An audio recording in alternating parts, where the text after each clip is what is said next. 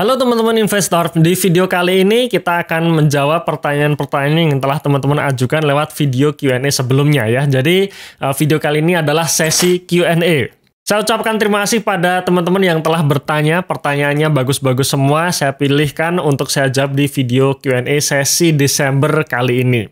Cuman sebelum kita masuk ke pembahasannya, saya ingatkan lagi tanggal 15 Desember besok kita akan mengadakan webinar value investing dengan tema persiapan market positif 2024. Jadi jangan lewatkan webinar besok ya. Webinar tersebut merupakan salah satu bagian dari program kami yaitu Value Investing Mastery. Pelajari lebih lanjut program Value Investing Mastery ini melalui link di dalam deskripsi box ya atau dalam kolom komentar yang sudah kami pin.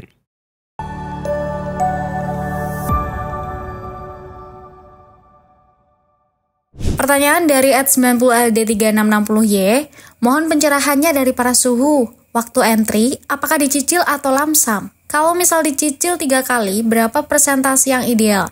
Misal 20%, 30%, 50%. Kedua, waktu take profit. Apakah dicicil atau modal awal dijual and let the profit runs atau langsung jual semua?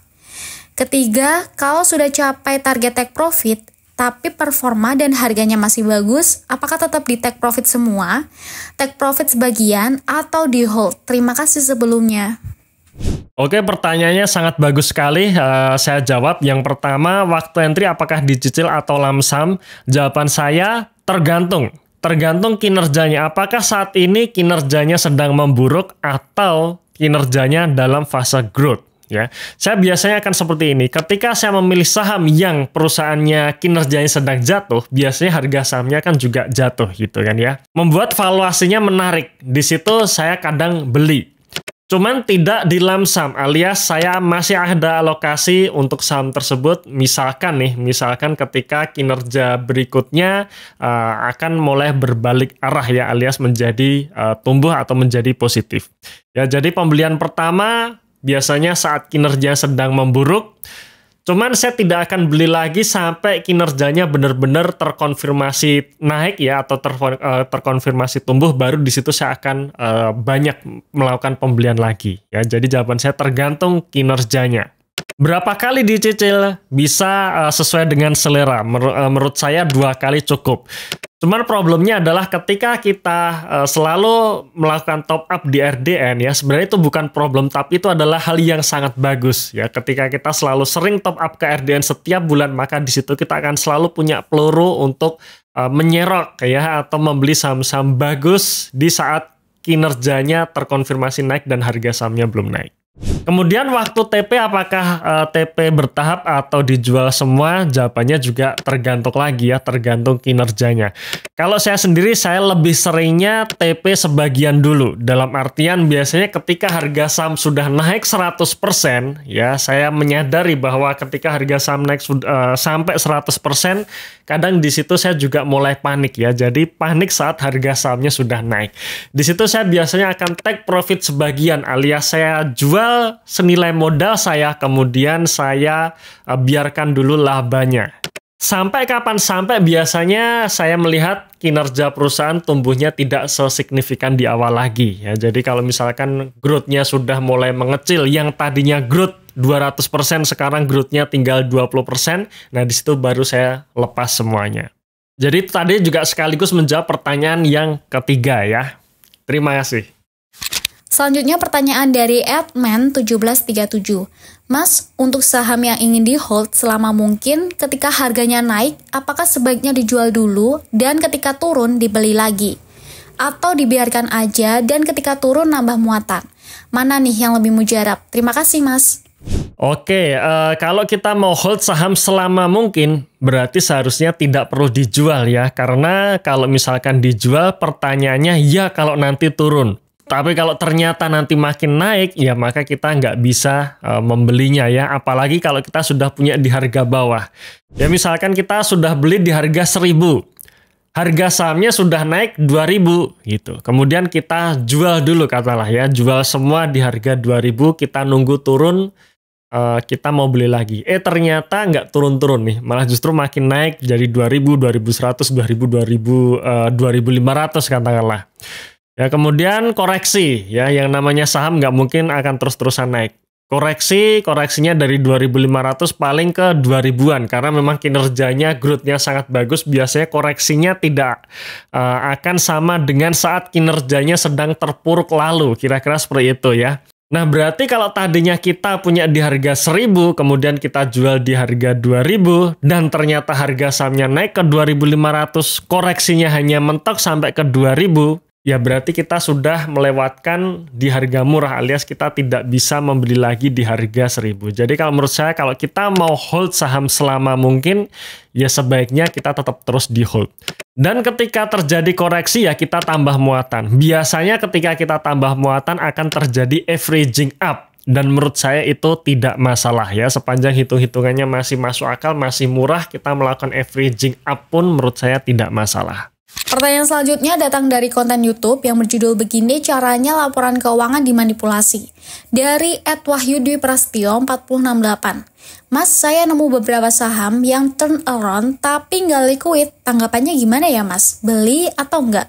Oke, kalau saya ditanya saham nggak liquid tetap beli atau tidak, jawaban saya tetap beli. Cuman harus dilihat dulu, nggak liquidnya seberapa gitu ya, seperti apa.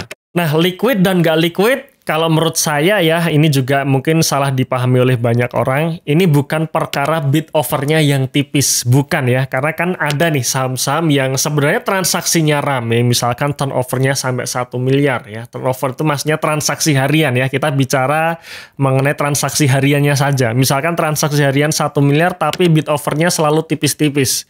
Cuman ada 5 lot, 10 lot, seperti itu terus ya. Nah, menurut saya itu tetap liquid. Ya, jadi saya menilai perusahaan itu, saham itu liquid atau tidak bukan karena bid overnya yang tipis, bukan, tapi transaksi hariannya seberapa banyak. Kalau transaksi harian di atas 1 miliar, menurut saya itu cukup besar ya, alias itu cukup liquid. Nah, definisi untuk saya sendiri saham tidak liquid itu ketika transaksi hariannya di bawah 100 juta per hari. Apakah tetap dibeli? Kalau menurut saya tetap dibeli ya, asal ya paling tidak kita cari saham-saham yang transaksi hariannya di atas 100 juta per hari ya. Dan memang ketika kita membeli saham-saham seperti itu ya, misalkan transaksi harian cuma 100 juta per hari, kita mau beli saham senilai 200 juta ya tidak akan selesai dalam satu hari tersebut ya, biasanya butuh beberapa hari, bahkan kadang butuh waktu 1 minggu. Menurut saya itu nggak masalah ya, kita cicil beli. Karena nanti ketika saham tersebut ramai, pasti akan jadi liquid. Transaksi harian biasanya 100 juta per hari, tapi kalau sudah ramai, orang-orang sudah mulai melirik saham tersebut, biasanya transaksinya pun juga akan membesar menjadi di atas 1 miliar per hari. Jadi sekali lagi, saham tidak liquid selama transaksi harian kurang lebih 100 juta per hari, menurut saya masih bisa dibeli. Tapi kalau transaksi hariannya hanya sekitar 10 juta per hari, 5 juta per hari, ya menurut saya jangan ya, kita cari saham lain yang paling tidak transaksi hariannya 100 juta per hari. Ya oke, itu jawaban saya ya, terima kasih. Pertanyaan selanjutnya datang dari konten YouTube yang berjudul saham ini masih melanjutkan rally-nya sampai tahun depan. Dari @Mr.Alphonse 00. Pak Eros, untuk perkiraan pendapatan full year 2023-nya itu, apa benar cara hitungnya dengan dikali 12/9 ya Pak? Karena saya coba hitung dapat angka yang berbeda. Hasil yang saya dapat masih di bawah full year 2022. Terima kasih. Oke, jadi pertanyaannya mengenai proyeksi kinerja ya. Nah, apakah kita menghitung proyeksi kinerja itu seperti yang Bapak tanyakan ya? Misalkan saat ini kinerja kuartal 3 sudah keluar, jadi kita proyeksikan sampai akhir tahun, berarti cara mengkalikannya adalah dengan 12/9 ya, dikalikan laba bersih maka ketemu proyeksi laba bersih akhir tahun, kira-kira seperti itu. Apakah itu salah? Jawaban saya tidak salah ya, cuman kurang lengkap juga.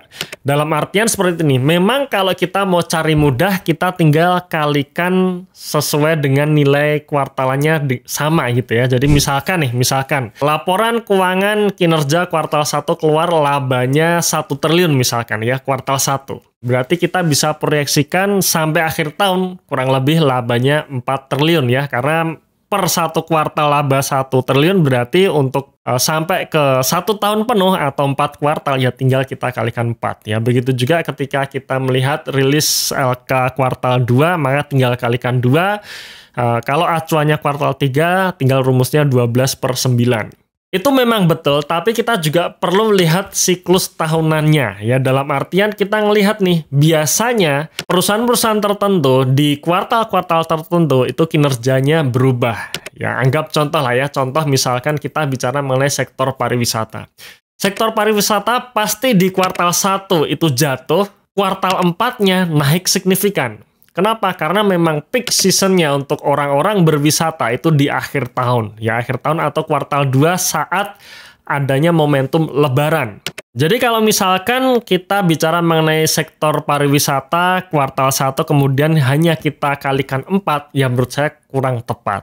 Ya, jadi kita perlu melihat variabel lainnya, misalkan variabel year on year-nya. Jadi kuartal 1 tahun ini dibandingkan kuartal 1 tahun sebelumnya seperti apa.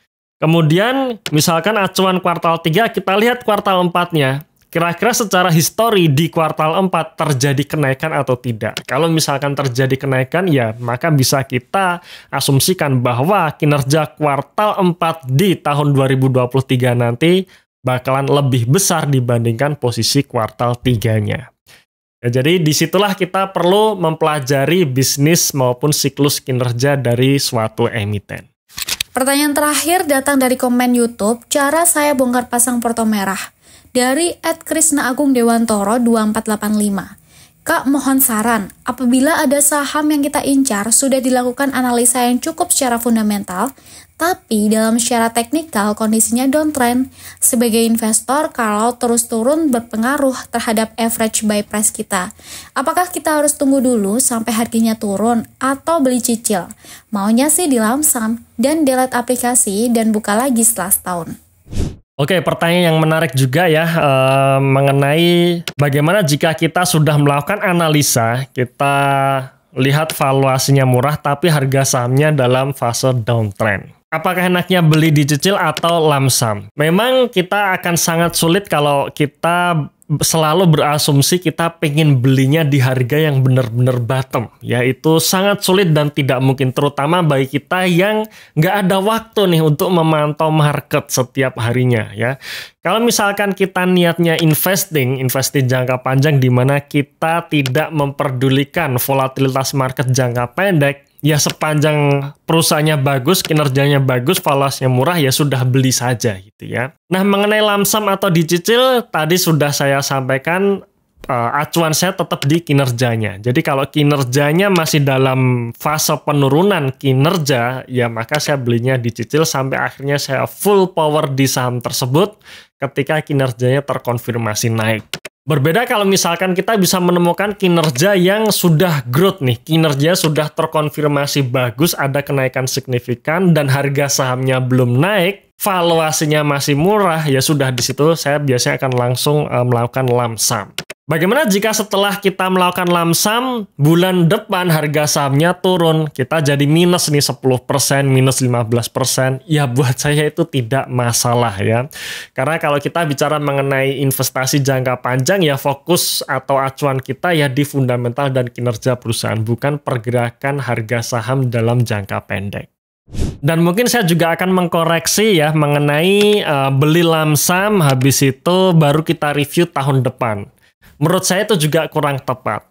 Mereview suatu emiten minimal paling cepat itu 3 bulan sekali saat rilis laporan keuangan keluar ya. Jadi jangan terlalu lama. Tapi ketika perusahaan sudah merilis laporan keuangan kuartalannya, ya disitulah kita langsung review nih.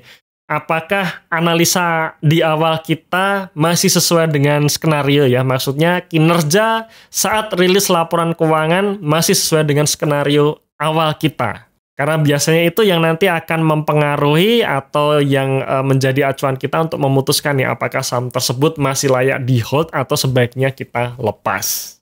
Jadi tetap mereview kinerja suatu emiten 3 bulan sekali itu harus dilakukan ya. Jadi dalam artian kita jangan beli kemudian tidur dalam jangka panjang tidak kita review lagi, menurut saya itu salah ya, kurang tepat. Tetap kita review, tapi kita review kinerjanya saja. Apakah masih on track di analisa seperti di analisa awal kita atau sudah di luar track? Oke, mungkin itu beberapa pertanyaan yang telah saya jawab ya. Bagi teman-teman yang ingin bertanya, silahkan tuliskan pertanyaan Anda di kolom komentar di video ini ya. Nanti akan kita jawab di video Q&A setelah ini ya, Q&A berikutnya. Terima kasih sudah menonton video ini sampai akhir. Saya tunggu Anda di webinar tanggal 15 Desember besok. Dan salam Passive Income.